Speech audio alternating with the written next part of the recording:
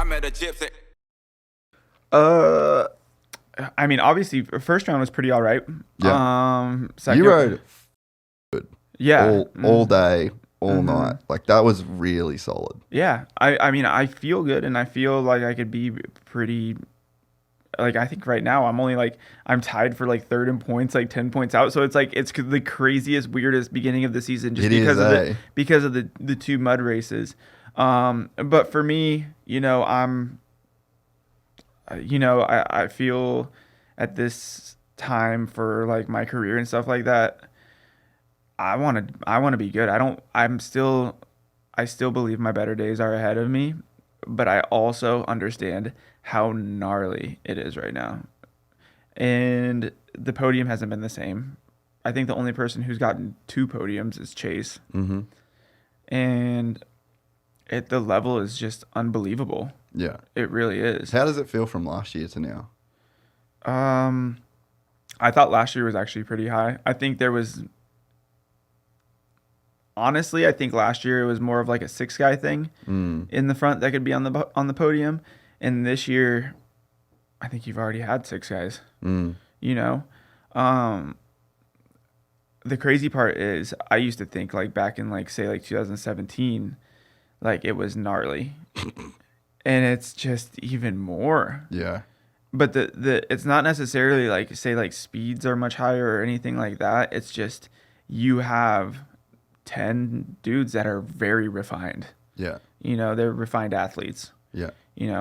And I think obviously you give it 2 more years, I think it's going to go back more towards that 2017 because obviously I think us are going to start like exiting. Yeah.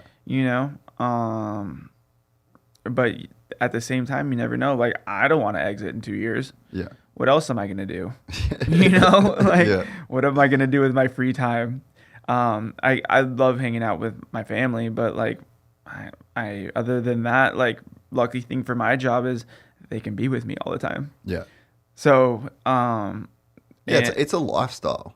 It is. And when you've spent so many years doing what you've done, you get so like refined at it. You know what I mean? Like you kind of know the places to eat, you know the hotels, you know the way you want to travel, you know the like it is like routine is an easy thing to keep going once it's rolling. And dude, at this point, I'm just making it comfortable. Like right now, we go to the races.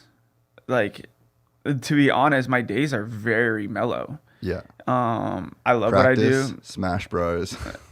Yeah, that is actually what I do.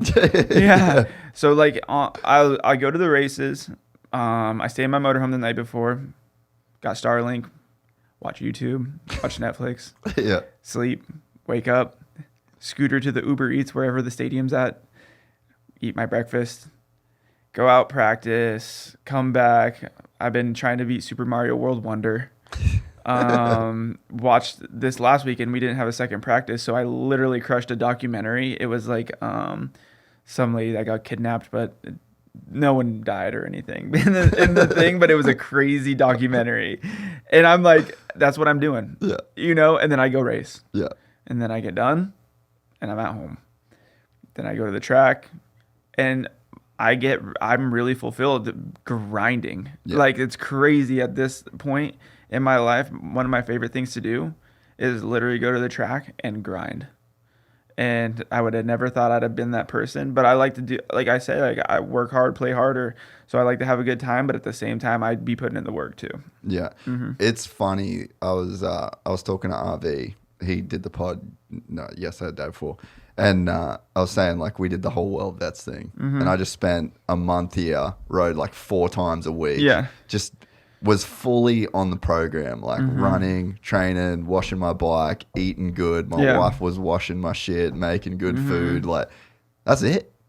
It's fucking dope. Yeah. Like, and I was giving it my all, which is fuck all, essentially. Yeah. But I was having a crack. And it was insanely fulfilling to just every day just make that little bit of progress.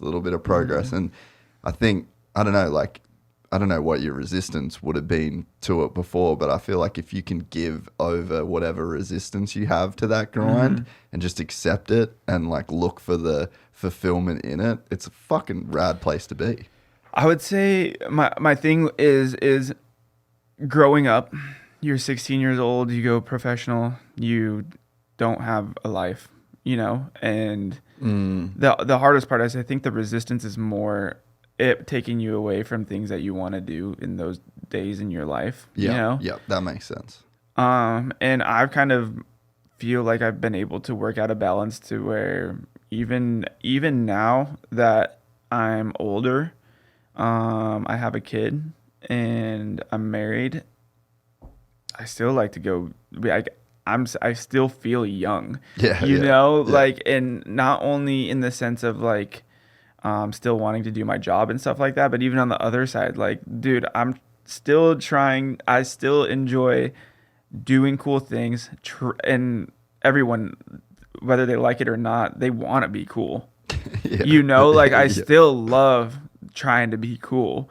I love the way I could try and make my style cool. I love the way I could do like my Insta edits. I love the way I could do all of that stuff. Yeah.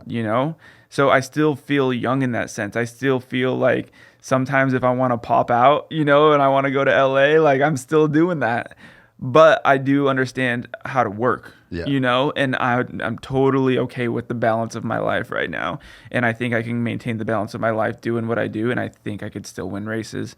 And I think obviously if you were to look at, where the human body is, I think we could still be 32, 33, 34, still in our prime. And I think more in the past, it's more mentally that guys have had to retire because they couldn't handle the pressure of it. And I think once you are able to just understand that it's your job and you just do your job, you understand that it's pretty damn cool and you enjoy it.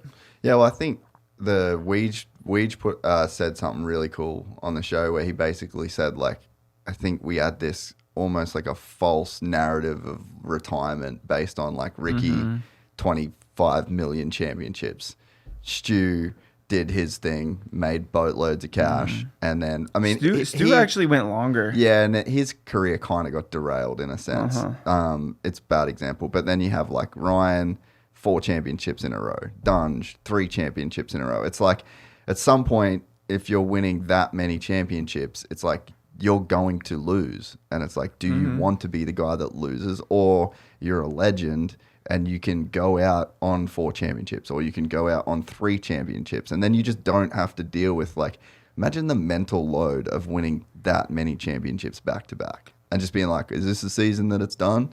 So it's like, I get why those guys would walk away. But we are now in an era where, like, you won a championship, Coop won a championship, Elo won a championship, Coop, Chase. It's so, like, that pressure kind of isn't the same, And I think... Oh, no, go. I was just going to say, I just feel like if you can deep down inside understand what you really love doing in life, do that. Like whether I understand, I think a big thing is a lot of people stress about people's opinions. And I'm the same. I'm a victim of it. Like. It's hard not to be, though. You can't, I mean, it's being a human, but people will, obviously you have Instagram comments and stuff like that, and it's actual people's voices that do go in your head, but if you do enough thought into like what you actually love doing, you understand that this is what it is. Yeah. And I think that a lot of guys maybe have retired too early and they didn't understand that they actually enjoyed what they did, and the winning kind of overshadowed it with the pressure and everything like that. Yeah. And for me, that's where I'm at. Yeah, I'm gonna do what I do, and I ain't fucking leaving. I'm fucking leaving.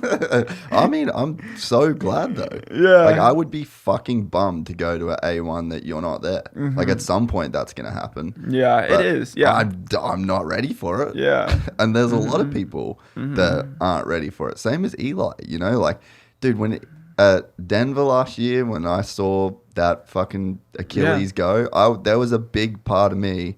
That was like a very real moment of like, fuck, I might not ever see that dude race again. And I'm a fan. Yeah. Like I'm a massive fan. I got so much love and respect for what you guys do. I think it's the coolest thing in the world. And that was a very real moment of like, damn, bro, like that's it. And I mean, he's so private. You might never hear from him again. We're excited to announce the launch of our new membership site, gypsytales.com, packed with exclusive content and perks that you won't find anywhere else. This is your chance to become a part of the Gypsy Gang. And as a special bonus, if you sign up to an annual membership, you'll be entered into the draw to win our custom-built TC125. Gypsy Gang.